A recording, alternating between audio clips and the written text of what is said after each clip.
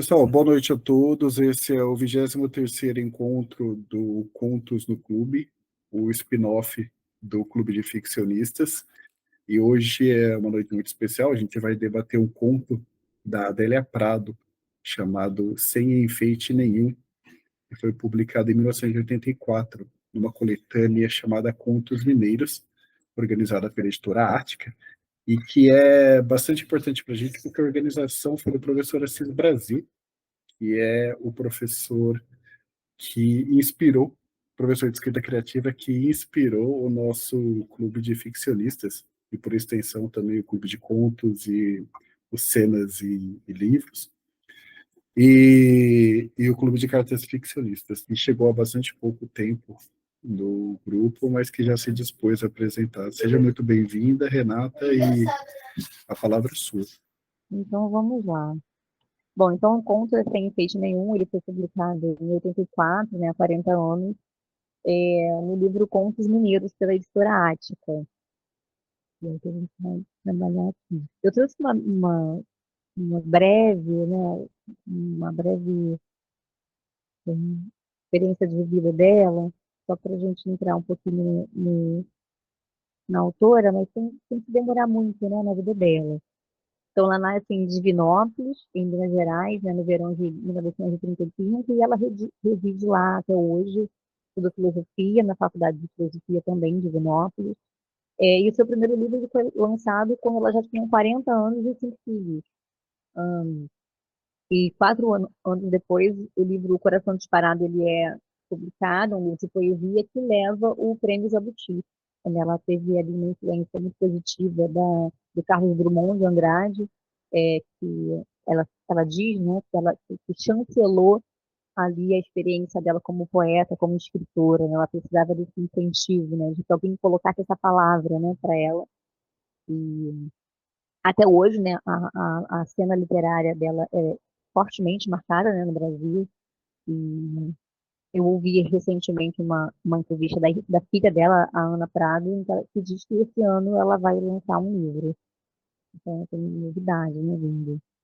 E nessa experiência literária dela, né, embora a gente vê que ela tem muita propriedade para falar, para escrever, ela ficou alguns anos, né, o que ela chamou de uma experiência desértica, né, um período de desolação. Ela ficou uns 5 anos sem conseguir escrever. Ela disse que a pena dela foi imurecida, né?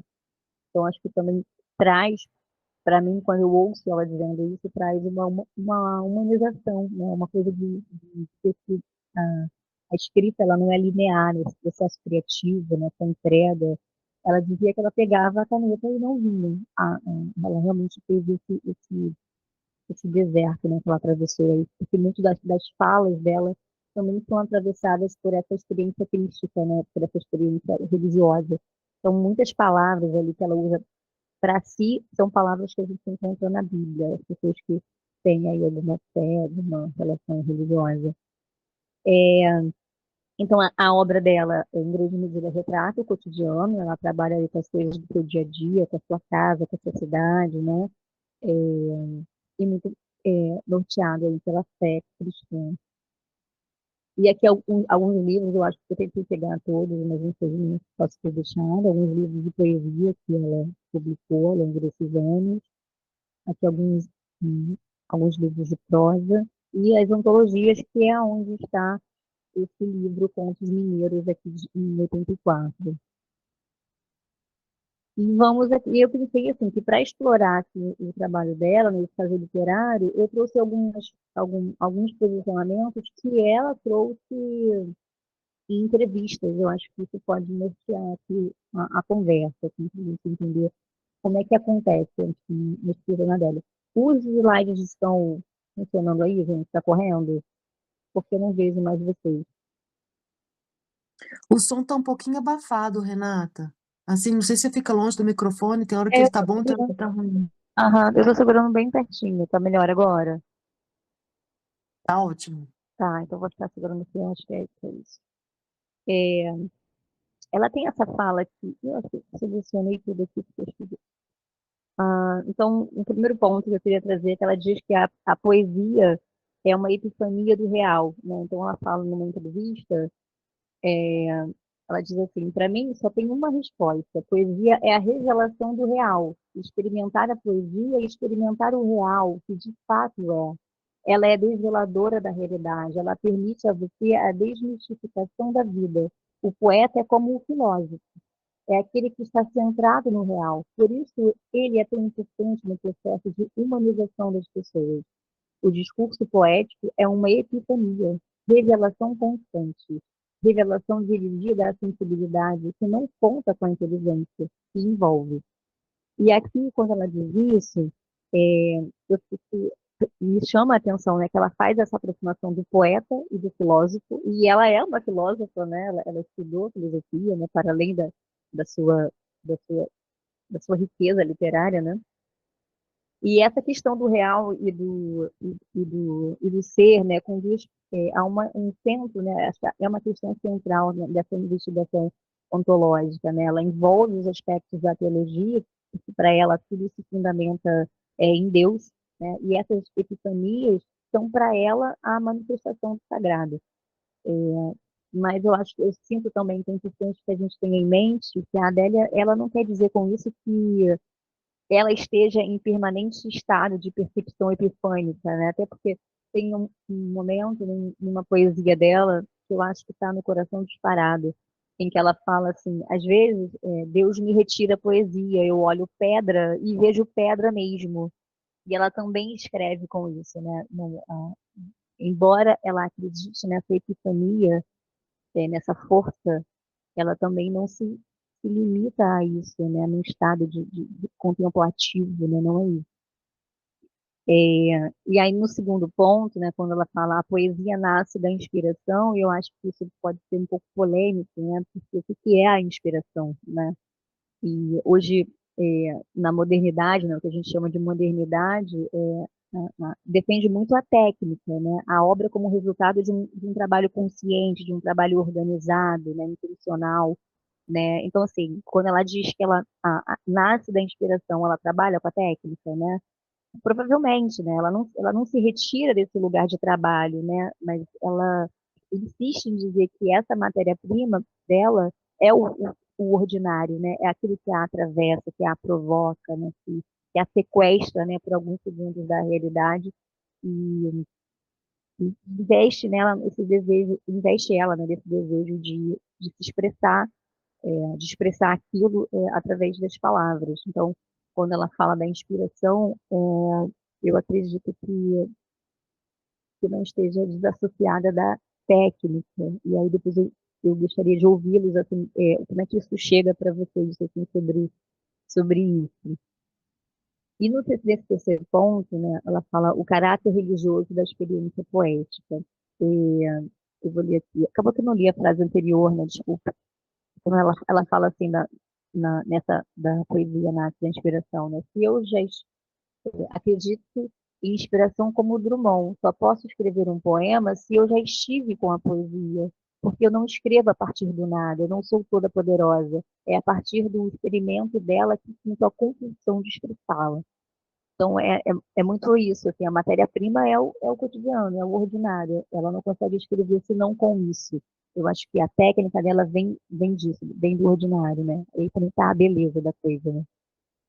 E o caráter religioso da experiência poética, ela diz assim, a poesia religiosa não é religiosa por causa do tema religioso, não é o assunto religioso que a torna religiosa, não.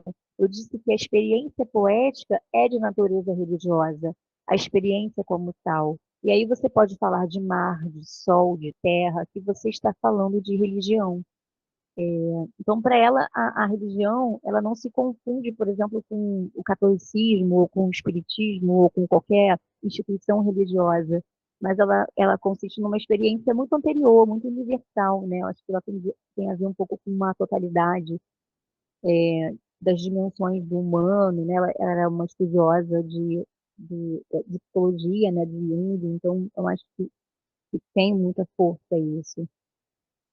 E ela repete muitas vezes que a experiência religiosa é uma poesia porque poesia é Deus, porque beleza é Deus. Deixa eu passar aqui, né? Tem uma outra frase que ela fala. Ela fala assim: percebi que a mesma emoção de natureza poética é religiosa, e religiosa que eu sentia desde criança, e que me transformava e me fazia achar que a vida era boa e só isso valia a pena, eu encontrei nos textos de poesia. Eu falei, puxa, é uma coisa só. Aquilo me salvou para o resto da vida. Eu descobri então que a experiência de ordem poética, a natureza dela é de ordem religiosa. A natureza da beleza é de ordem espiritual, né? Então ela vai ligando tudo, né? Essa experiência estética, essa experiência artística, numa coisa só, numa coisa, não sei, mística, não sei, porque se trata sempre de uma revelação da presença do sagrado, né? E ela tem muita coragem e faz isso de uma forma muito bela, né? De falar do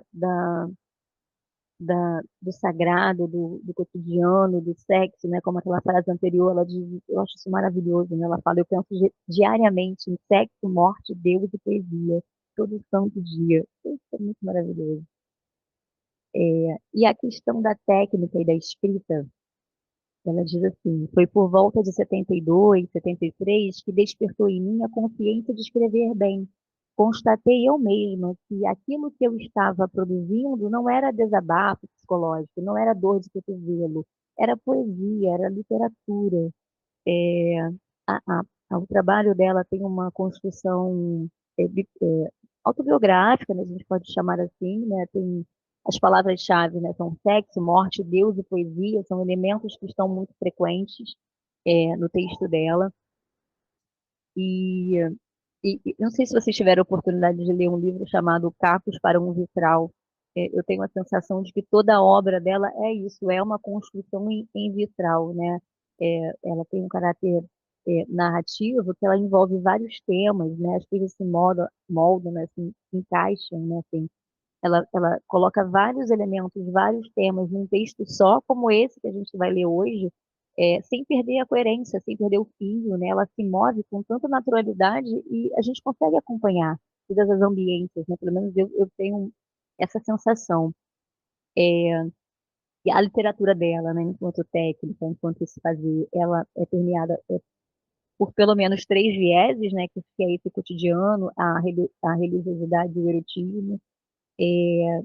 Ela traz muito de uma experiência feminina e aí, para a sua época, eu acho que é muito desafiador, né, porque ela ultrapassa a condição da mulher enquanto sujeição, enquanto subordinação.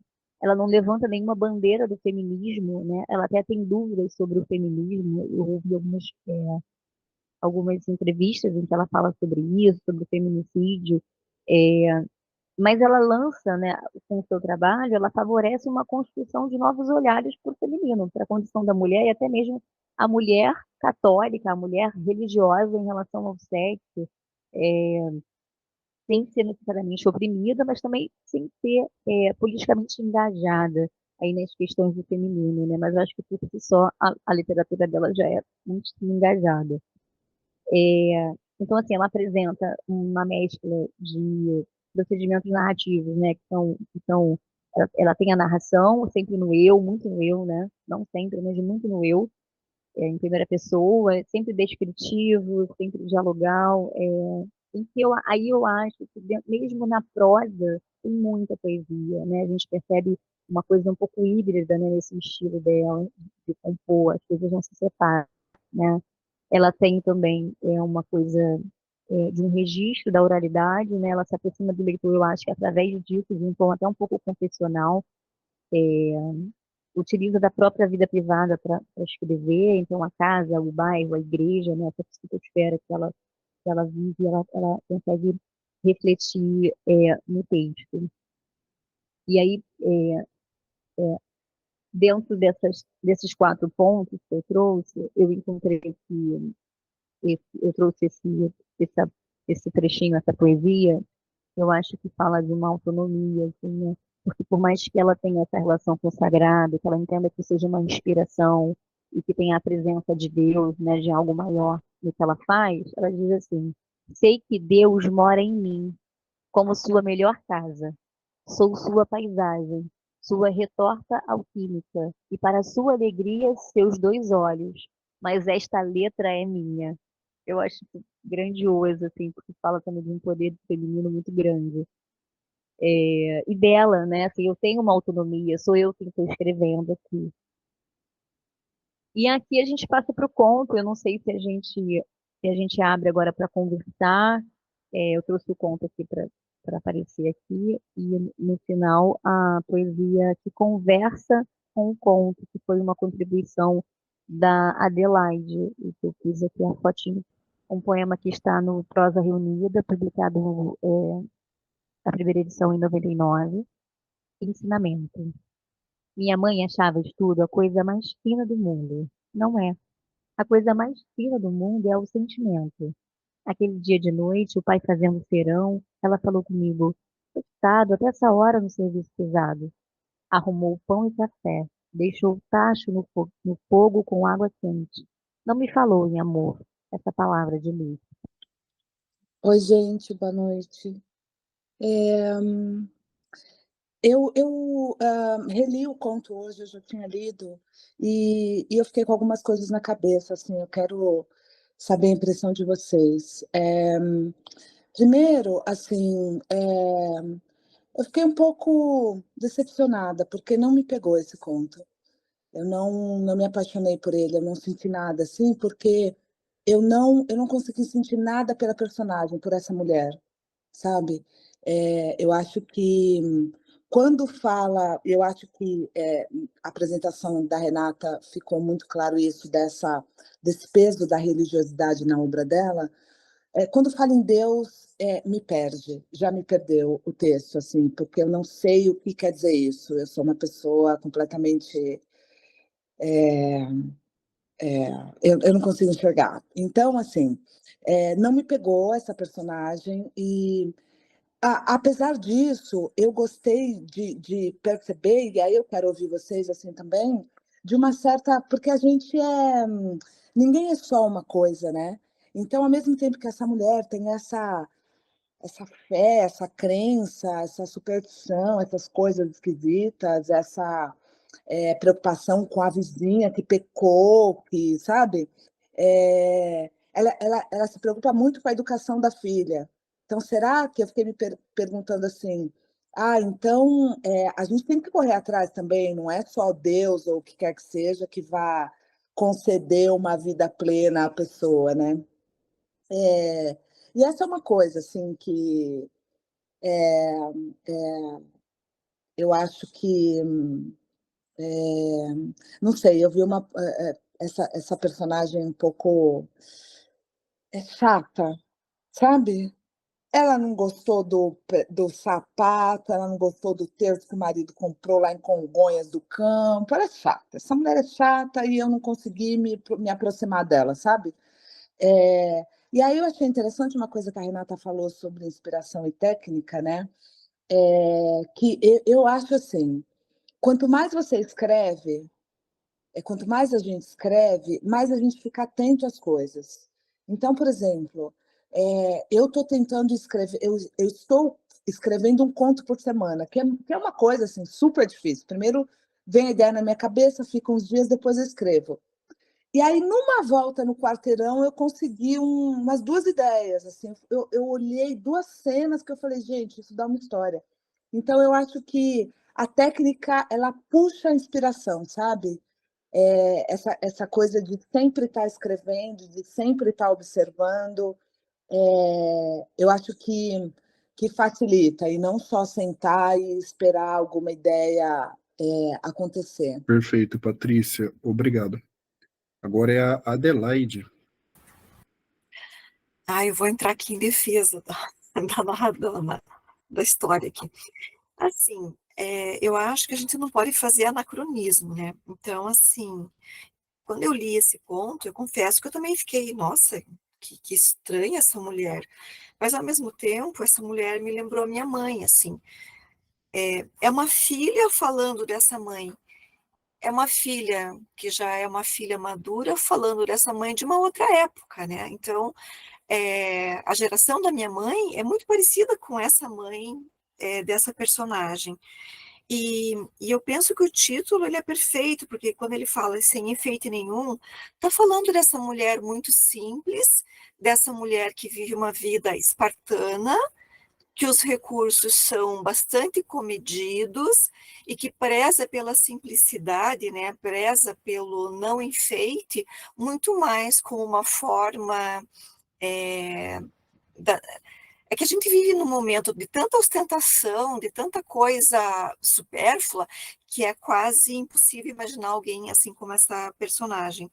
Mas ela, eu vejo essa mulher, essa mãe, eu a vi nas minhas avós, eu a vi na minha mãe.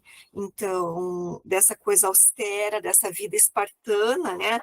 E se ela e isso fica muito claro, até nos erros que ela tinha de falar, ó, falava entusiasmo, e a filha não tinha coragem, né, de corrigir essa mãe.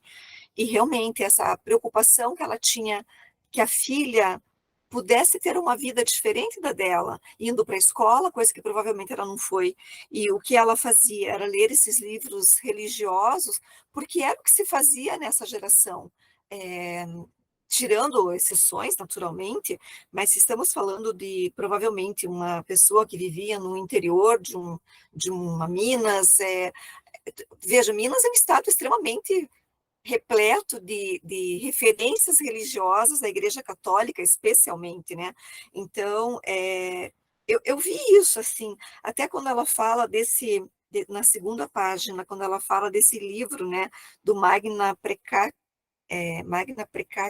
Ai, deixa eu pôr meu óculos, desculpe, gente. Eu até passei ali um pouquinho. É o Magna Precatria,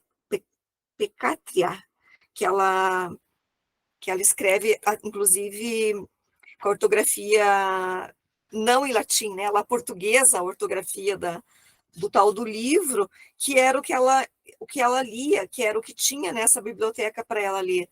Então, ela não tinha acesso a outras coisas, né? E essa história está falando essa filha falando dessa mãe que morre muito jovem, né? Então, para mim, esse conto, ele é quase como com a devida proporção, me desculpe, né? Mas é quase uma oração dessa filha para essa mãe que se foi tão cedo, e nesse se ir tão... E essa filha, então, era muito adolescente também, se essa mãe morreu com 35 anos, essa filha era muito jovem, era uma adolescente, provavelmente. E essa filha agora madura, então, falando dessa mãe que se foi tão jovem, sem ter vivido praticamente a própria vida. O último parágrafo, gente, quando ela vê, o finalzinho, né, quando ela vê a mãe no caixão e ela lembrou da mãe quando pariu uma criança, e no final ela diz, era raiva não, era marca de dor. O quanto sofreu essa mulher a vida inteira para morrer também tão jovem, provavelmente sem os recursos que a medicina oferece hoje para não ter dor. Quanta dor essa mulher sentiu? Dor física, dor emocional, todas as dores. E ela tentava apaziguar essas dores nesse lado fervoroso da religião. Muito obrigado, Adelaide. É a Lu agora. Olá, gente. Boa noite para todo mundo. Bom, a Adelaide já falou boa parte do que eu ia falar, inclusive, e pontuou perfeitamente. Esse conto também me levou até minha avó, né? Minha mãe não, minha mãe já teve uma outra vida, mas minha avó era uma pessoa muito simples, semi-analfabeta do interior, e buscava ela, assim, não só ela, como também as pessoas que a rodeavam, né, da mesma idade, buscavam dentro da religião, e aqui só, entre parênteses, pontuando, eu não sou religiosa, tá? De forma nenhuma. Mas minha avó buscava na religião, nos encontros da igreja, naquela comunhão de pessoas com o mesmo objetivo, que era servir a Deus, uma razão para viver. Tá? Então, eu, há um tempo atrás, eu assisti uma palestra de uma psicanalista que ficou bastante tempo lá no Nordeste para tentar entender as manifestações religiosas. Por que, por exemplo, tanta gente se dedicava e dedica a vida, por exemplo, a Padre Cícero, né? E eu assisti com muita atenção porque eu nunca consegui compreender por que tanta gente ia atrás de Padre Cícero, sendo que ele mesmo, ele homem, Cícero, não teve uma vida muito católica, vamos dizer assim. E dali, depois de assistir essa palestra, eu compreendi por que é que a religião tem uma função tão importante na vida das pessoas, dessas pessoas. Porque às vezes, sabe, e aqui, claro, sem generalizar, mas às vezes é a única forma que essa pessoa tem de ter uma vida, além de dentro de casa, de cuidar da família, de fazer muitas vezes o que ela não queria fazer, sabe? Hoje é muito fácil, né? A gente tem escolha, a gente pode fazer uma coisa ou outra, mas na época dos nossos avós, essa escolha não era viável, né? Pelo menos para grande parte, 90, mais de 90%, eu acredito, das mulheres. Então, eu acredito sim, até porque a última, né, a última palavra, o último período fala de dor, né? E para mim tocou muito isso, porque eu consegui, a minha leitura desse conto é de uma mulher que durante a vida toda, como única coisa que ela ainda lhe dava algum prazer era a religião, mas que viveu a vida toda, a curta vida dela, mergulhada naquela dor, tanto física, como moral, como social, ou seja, uma pessoa que não teve vida. Não, né, quais seriam as aspirações dessa mulher? Né? Ela não tinha escolha, né, pelo que me pareceu, pela minha leitura, a não ser se dedicar plenamente à vida religiosa. Então, era isso que eu queria pontuar, e dizer também como a literatura é bonita, né, e nos toca de formas diferentes. Se para a Patrícia não tocou nada, para mim tocou muito. Muito obrigado, Lu. Eu ia reforçar, na verdade eu achei engraçado, porque quando a Patrícia começou a falar, eu estava concordando no sentido de dizer que que também não me pegou. Eu fiquei assim, nossa, mas que sem graça. Mas aí a Adelaide trouxe para mim, assim como a Luciana, vários insights que me levaram a minha mãe, que tem 81 anos, e a minha avó, e me lembraram dessa questão de que as mulheres, elas dessa época viveram num mundo onde, principalmente as mulheres religiosas, elas entendiam que a dor estava ali para curar o pecado original que nasceu com elas. Então, elas se sentiam felizes de ter a oportunidade de curar o pecado original e a salvação delas viria na eternidade, né? Elas foram educadas para isso. E eu fiquei me lembrando de como isso é sofrido, dolorido, e aí veio esse último parágrafo, essa última frase, e aí fechou o sentido para mim. Mesmo eu não tendo apaixonado pelo conto, fez todo sentido para mim. Pegando o gancho, né, do início da apresentação, foi colocada a possibilidade, quer dizer, foi colocada pela Renata a questão de que a Adélia não tinha assim, uma bandeira pró-mulher, né? Ela não era uma feminista que saía com a bandeirinha na mão, né? Agora, é muito interessante porque parece que nesse conto existe uma mensagem subliminar. Qual? Eu consigo ver a Adélia nesse conto, entre aspas, apresentando a situação da mulher, né, da mãe dela, provavelmente, da geração anterior a ela, em que a mulher não tinha voz, a mulher não tinha vez, a mulher só tinha realmente... a maioria não trabalhava, a maioria era dona de casa, a maioria só saía de casa para ir à igreja, porque era o único espaço, né, público onde ela podia transitar, ou seja, da casa para a igreja, da igreja para casa.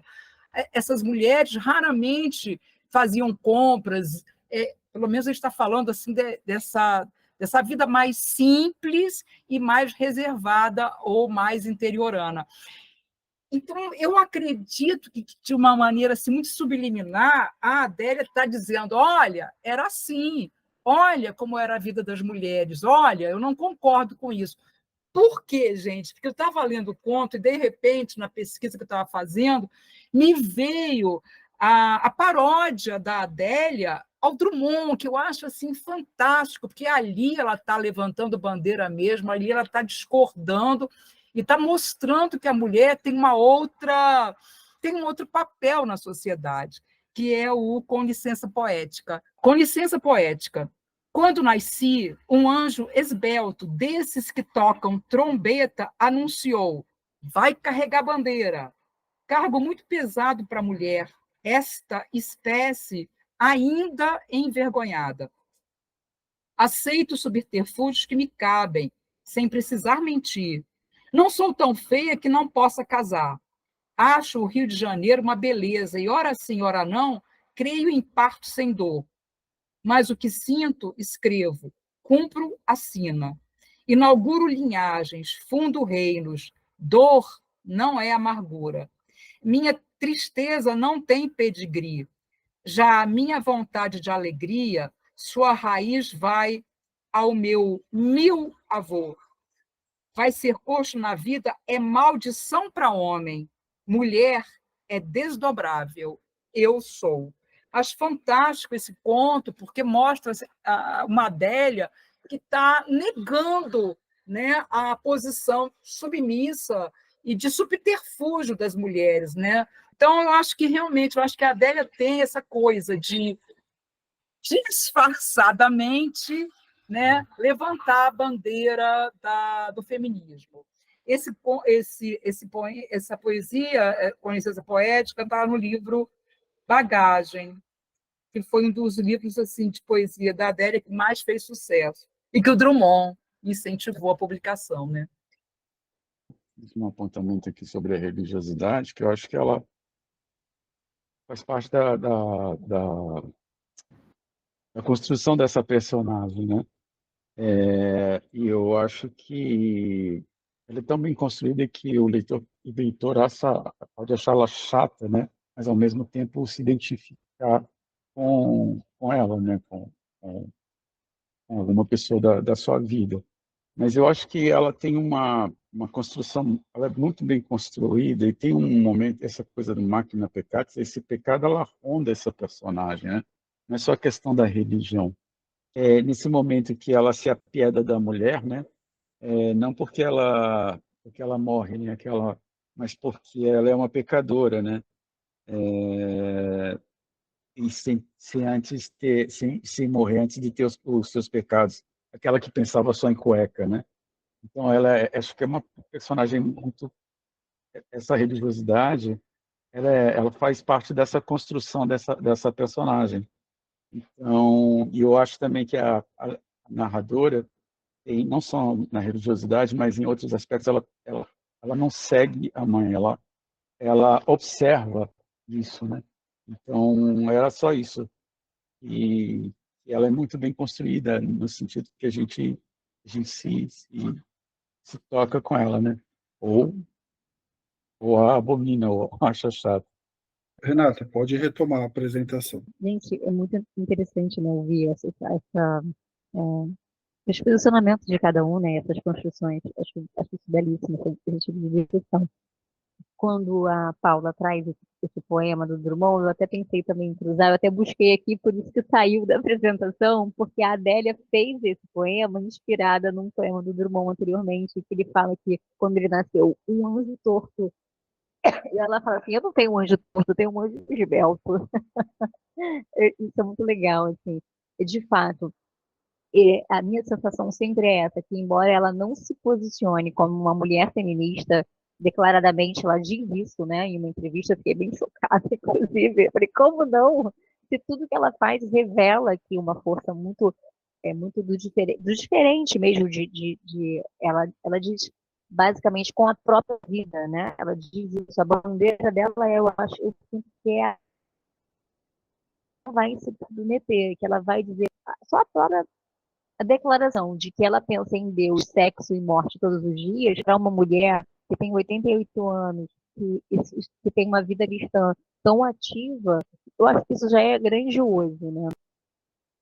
Também tenho a sensação, agora eu já não me lembro o nome da primeira pessoa que falou, eu esqueci, mas como ela fala que quando tem uma presença de Deus, uma coisa mais religiosa, tem um afastamento, eu também tenho, embora eu acredito em Deus, mas alguns trabalhos eu não consigo muito seguir quando eu tenho que entrar muito numa atmosfera religiosa, às vezes eu também tenho essas dificuldades, assim. Não acontece com a Adélia, eu gosto de tudo que ela faz, até onde eu já li, né? E aí, nesse texto, eu acho que essa postura, assim, um pouco árida, né, dessa mulher, eu acho que ela se revela desde o início, assim, quando ela diz assim, que a mãe dela, né, a minha mãe, só saía à noite, só saía à noite porque à noite todos os gatos são pardos. Eu acho que ela fala aí de uma vida reservada, de uma descrição. Eu não sei se vocês tiveram essa sensação, mas já vem desde aí, né? Assim, e fala de uma vida adoecida também. Eu acho que quando ela fala também desse adoecimento, né, quando ela finaliza falando sobre a marca de dor, eu não consigo visualizar que seja apenas dor física. Eu acho que é uma dor de uma aridez. Puxa vida, uma mulher que ganha um presente e ela só reclama, essa pessoa ela tá infeliz, né? Ela não tá satisfeita, né? Assim. E vem muito também um princípio de escassez, eu acho, né? Porque quando ela diz assim, caramba, uma pessoa que só tem um sapato, só tem um vestido, vai usar um relógio todo bonito, não combina, isso destoa, isso não sou eu, né? Ela não se via, essa mulher, eu acho que ela não se via com coisas enfeitadas, de fato, porque ela não era, porque eu acho que ela já era uma pessoa deprimida, uma pessoa talvez melancólica. Eu fico com essa sensação assim dela de dessa aridez. Eu acho que esse texto, eu acho que ele também ele revela muito esses pontos assim de como ela constrói as coisas como um vitral mesmo, porque ela fala aqui de muitas coisas. Ela consegue situar a gente dizendo a idade dela não pela idade, ela diz assim, quando os seios estavam crescendo, agora eu já perdi a frase que ela fala, quando comecei a empinar as blusas com os tufadinhos dos peitos, ela me citou de qual é a idade dela ali, né? É, ela bota muitos elementos, ela bota assim, um pai que tenta agradar a adolescência, a doença, como é que ela via a doença, como é que ela via a mãe percebendo o sexo da vizinha e que se condenava, porque afinal de contas ela precisava ser salva, né? Porque não podia ver cueca, né? Que ficava eletrizada, né? Então acho que esse conto, eu acho que ele foi muito bem escolhido pelo grupo, né? Porque ele traz realmente os elementos que a Adélia geralmente traz mesmo, são os vieses assim que ela traz. É isso, não tem muito o que acrescentar não, Fernando. Eu estou achando belíssima assim, a conversa. E eu acho esse ponto ali tem um trabalho com linguajar. Achei bem interessante na apresentação da Renata. As palavras-chave podem servir para esse conto, né? Que são o sexo, a morte, Deus ou a religião ou a religiosidade, né? E a poesia, uma prosa poética. Mas esse conto tem um trabalho muito grande no linguajar, mas é um trabalho espontâneo, um trabalho que não soa artificial. E para quem escreve, isso é muito difícil. É preciso que você viva nesse lugar, né? Você tenha crescido nesse lugar para você ter a fala daquele lugar, para você transcrever isso, né? De alguma maneira. Então, eu acho esse ponto bastante interessante nesse sentido. E aí eu fico pensando no Guimarães Rosa, que sustenta isso numa obra inteira. Isso são 3 páginas, mas é muito difícil você sustentar isso. Ainda mais quando entram as vozes do pai e da mãe, que, que são essas vozes, são a voz, tem essa linguagem, esse linguajar do narrador, né? Mas tem uma coisa muito bonita no texto, e muito sutil, que eu achei bonita, né? Que ela fala que a mãe falava, e tem essa coisa do estudo também, né? E tem na poesia, e por isso eu quis que Renata lesse, que é essa preocupação com o estudo e mas ao mesmo tempo ela falava entusiasmo, né? Ela ficava entusiasmada e falava entusiasmo.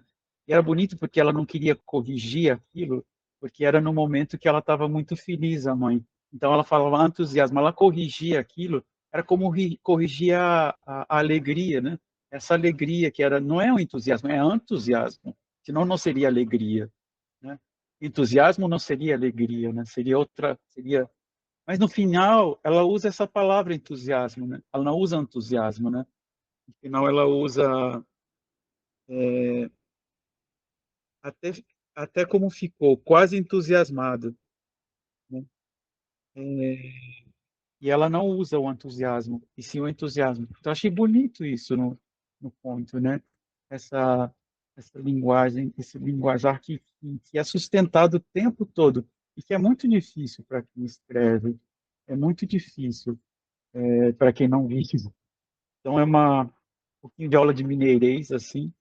Então, eu achei muito interessante. É difícil ser isso. Eu lembro dos contos do Giovanni Martins, né? Que se passam em favelas ou em lugares mais periféricos do Rio de Janeiro, e tem esse linguajar também. O Sargento Getúlio, do João Ubaldo, que também é um livro do início ao fim, que segura esse linguajar, né? É muito difícil ser transcrito. Então, esse conto, para mim, tem uma beleza e e eu acho que essa coisa, só para acabar, da inspiração, é uma coisa muito trabalhada, sabe? Eu acho que para você. Eu acho que até quando ela fala. É engraçado que a Renata falando, às vezes eu acho que a Adélia até se contradiz nessa coisa da técnica e, do, e da intuição, da inspiração. É quase como se ela achasse que a técnica também é inspiração, e a inspiração também fosse técnica, sabe? Mas era isso. Muito obrigado, Alberto. É a Adelaide agora. Eu queria retomar só um pouquinho a questão da fala, né? Que tem o mineirês aí, que eu particularmente não domino, né? Mas tem também um pouco desse linguajar, vou chamar de caipira, né? Porque é uma pessoa do interior que tem questões com a língua, né? Não é só o mineirês, mas que tem um pouco do caipira também. Mas, por outro lado, eu vou falar assim, o caipira de alguém que não teve a oportunidade de ir para a escola, né? Se ela tivesse tido a oportunidade de ir para a escola, ela teria aprendido a palavra de forma da norma culta, digamos assim. Mas, ao mesmo tempo, então, essa mulher que tinha essas questões com a língua, ela pedia para a filha falar direito, ao invés de falar se, que falasse você, né? E apesar de falar o entusiasmo, e no final do conto, né, quem fala que a cara da mãe, né, o rosto dela foi abrandando quase entusiasmado, é a filha, né? Então a filha tem a filha não tem problemas com a questão não é ortografia, porque a ortografia é escrita com a prosódia, né? Enfim, ela fala adequadamente. Porque assim, por que eu disse, né, na minha primeira fala, que para mim esse conto é quase como uma oração, né? Porque é essa filha olhando para essa mãe que morreu muito jovem, que não viveu a vida e que não aprendeu a, a poder sentir algum tipo de prazer, né? E por que não aprendeu? Talvez porque tivesse essa dor crônica, que inclusive a levou à morte, né? Porque deve ter sofrido muito nos partos, que é o que a gente deduz na primeira página, quando ela diz que por ela todas as mulheres iriam para o convento, né? Que é uma tentativa das mulheres não engravidarem, se não engravidar, daí não vai sofrer para parir, né? Que é uma ilusão, assim, na cabeça dela, né? Mas, no fundo, é isso, quando ela diz que por ela vivia repetindo que era a graça de Deus, e se a gente fosse tudo para um convento, e várias vezes por dia isso, meu Jesus, misericórdia. Não, só estou pedindo a Deus para ter dó de nós. Então, ter dó de nós mulheres, assim, e raríssimas exceções, as mulheres da geração da minha avó, e que foi a geração da minha mãe, né, que foi uma mulher que já morreu há muitos anos e morreu com 70 e poucos anos, era isso. Eu ouvia a minha mãe falar essas coisas. Então, assim, por isso que eu falo do cuidado que nós temos que ter, assim, para a gente não cair no anacronismo, né? Então, é ler a história voltando para essa época em que essa história ela pode ter sido escrita hoje, mas a vivência dessa personagem é uma vivência antiga.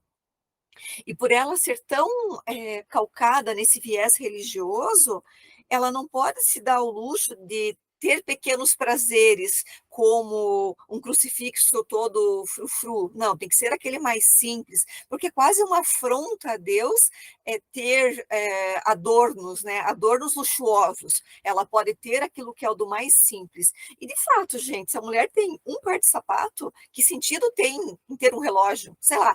Então, é a questão dos valores, né? Talvez fosse mais importante para ela a filha ter todo o material escolar possível, ter acesso a livros, mas ela abria mão de tudo. Desculpa, Fernando, perdão. Pode falar, Alberto. Eu vou furar a fila porque eu só vou citar o trecho que a Adelaide falou que é bem bonito do você e do ser. Inteligência não te falta, o que falta é estudar.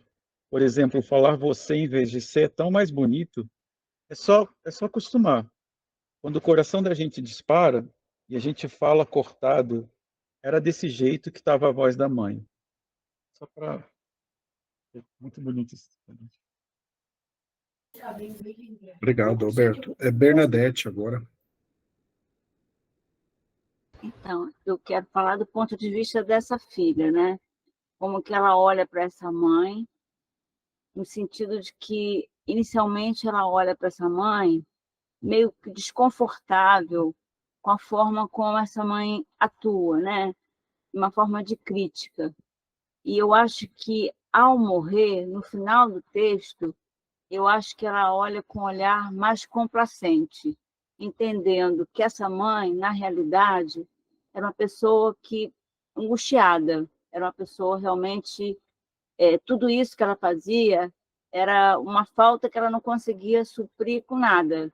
Qualquer enfeite a mais não seria suficiente para suprir aquela falta que ela possuía, né? Então, eu acho que essa filha, no final, ela observa essa mãe, né? Que ela fala, não era simplesmente uma dor que essa mãe tinha, né? Então, eu acho bem interessante esse ponto de vista aí do texto. Obrigado, Bernadette.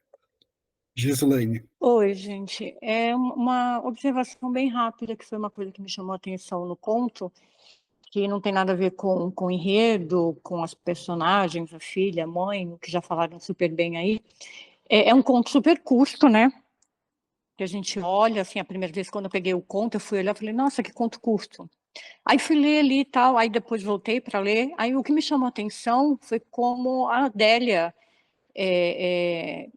a forma que ela construiu o conto, começando pelo título, sem enfeite nenhum, que tem tudo a ver com a personagem, com a mãe, como já foi falado aí super bem, mas eu associei muito o título do conto com o conto em si. É um conto curto, ela tenta falar de uma personagem, né? Ela fala de uma personagem da mãe de forma assim bem, apesar poética, porque a Adélia é uma grande poeta, eu acho. Gosto mais até da Adélia poeta do que contista, mas os contos dela são poéticos, eu acho. Mas esse sem enfeite nenhum me levou muito para a forma como ela narrou a história, sabe? É do tipo, é assim, essa mulher é assim. Não tem como a gente estar justificando e buscando explicações. Nossa, que mulher grossa, nossa, que isso e aquilo. Aí a gente vai para o início do conto, que ela diz, a mãe era desse jeito. Uma frase bem curta, bem direta, que combina justamente, que tem tudo a ver com o título do conto, sem enfeite nenhum. Essa é dessa mulher. E o final, que é como ela fecha, né? Era raiva não, era marca de dor. Então, me chamou muito a atenção, eu acho que teve uma intenção aí da Adélia nesse título, nesse início e nesse final. E para um conto, assim, super curto. Sou apaixonada no título dele, sem enfeite nenhum. É assim, essa mulher é assim, diante das dores dela, de tudo que muito provavelmente já tem acontecido na vida dela anteriormente, que a gente não sabe, mas é isso, e ela é assim, e fecha com a menina também, né, que é a questão da aceitação, que já falaram aí, ou seja, a menina depois entendeu que essa era a mãe que ela teve, e ponto, não tem o que se fazer, era a mãe que ela tinha, era a mãe que ela tinha que levar com ela, dentro dela, enfim. Então, era só essa observação com relação à forma como a Adélia escreveu o conto. Muito obrigado, Gi. Bernadette, pode falar. Só acrescentando o que a Gislane colocou, eu acho que a poesia, né, eu que gosto muito de escrever poesia, eu acho que a concisão da poesia é uma marca, né? É uma marca assim que ela traz nesse conto também, né? Alberto, pode falar. Só complementando as duas últimas falas, é como se a forma e o conteúdo meio que dialogassem. Então, se não me engano, aparece o sem enfeite, né? Não, mas tem isso, né? Tem o sem enfeite lá do presente que o pai queria, que era uma pulseirinha de cromo, né? Um relógio, um reloginho. Mas tem isso, e também como se fosse uma dor sem enfeite, e uma felicidade também sem enfeite, né? Legal, Alberto. Renata, eu sugiro que a gente veja se tem mais alguma pergunta e aí você faça um encerramento. Que tal? Pode ser? Tudo bem. Gente, alguém gostaria de fazer mais alguma pergunta, alguma observação? Eu vou perguntar para a Renata, porque você de pronto, né, se ofereceu para fazer a apresentação, né? E você falou, né, que gosta muito da Adélia Prado e tal. E a minha pergunta, então, para você é se você já tinha trabalhado esse conto, já tinha lido antes. Qual que é a tua experiência com esse conto? Então, eu não aceitei de pronto, na verdade. Naquela semana eu vi que havia uma movimentação de espera, né? E o primeiro livro da Adélia foi O Coração Disparado, que eu venho lendo há alguns anos. Eu leio poesia todos os dias, como se fosse o meu. As pessoas religiosas têm um devocional diário, né? Alguma coisa assim. Eu tenho uma poesia, eu acho que é me traz saúde, né? Me oxigena. É, é a primeira vez que eu entro em contato com esse texto, eu não conhecia. Eu tinha lido em janeiro Caco Esprão Vitral. Eu comecei a me interessar muito pela Adélia a partir dessa obra, porque também estou escrevendo um livro, né? Estou me encaminhando para o final. E eu tive a indicação desse livro, né, de uma pessoa que leu o meu texto e disse que que era uma construção em vitral também, como a Adélia fazia. E eu fiquei assim, uau, então eu quero ler o que que ela faz, para que eu também entenda o que que eu estou fazendo, né? Então foi muito nesse movimento, assim, minha aproximação com a Adélia é totalmente interesseira, assim, de investigar o que ela faz, para também saber um pouquinho, né, do que eu tenho feito, assim, eu tenho muita dificuldade de nomear o trabalho que eu tenho feito. E aí, até mesmo nesse sentido do que foi discutido, acho que o Alberto trouxe uma coisa que eu também tive a sensação de que a Adélia acaba se contradizendo, eu acho que o Alberto que disse isso, eu também tive essa sensação, e não acho que ela não tenha técnica, eu acho que essa dimensão do trabalho de técnica, né, eu acho que ela fica muito evidente, por exemplo, nesse conto, em que quanta coisa ela conseguiu estruturar aqui para trazer para a gente a aridez dessa mulher, e talvez o afastamento dela em relação a isso, né? Talvez ela não tenha trazido para si o seu comportamento, né? Digamos que essa mulher seja de fato a mãe da Adélia, né? Que também morreu aos 55 anos de tuberculose. A Adélia não trouxe ela como um exemplo, talvez um exemplo de como não ser, né? Esta mulher eu não serei. Então, eu acho que a técnica dela fica evidente, sim, no sentido de uma consciência muito artesanal que ela tem. Eu tenho essa sensação. Ela tem uma consciência artesanal, ela sabe do que ela está fazendo, e fez muito bem. Eu acho que por isso se colocou na cena literária e se mantém até hoje, né, aos 88 anos, aí, em vias de publicar um novo livro. Eu acho que isso é muito grandioso, né? Isso revela ali a grandeza dela mesmo, como escritora, como artista, né? Como poetisa. E é isso.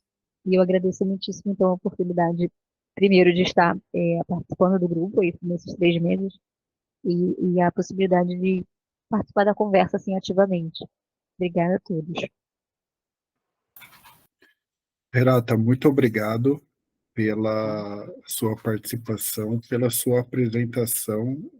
Foi algo incrível mesmo. Acho que todo mundo saiu tendo uma compreensão melhor desse texto, que é um texto curto e que acho que muito por isso que faz a gente até ficar perdido, né, de tanta coisa que acontece, ou melhor, a maneira como ela é escrita, né, e ter sido tão primário, né. Suponho que tenha sido um grande desafio para você preparar essa apresentação e você se excedeu. Parabéns, viu?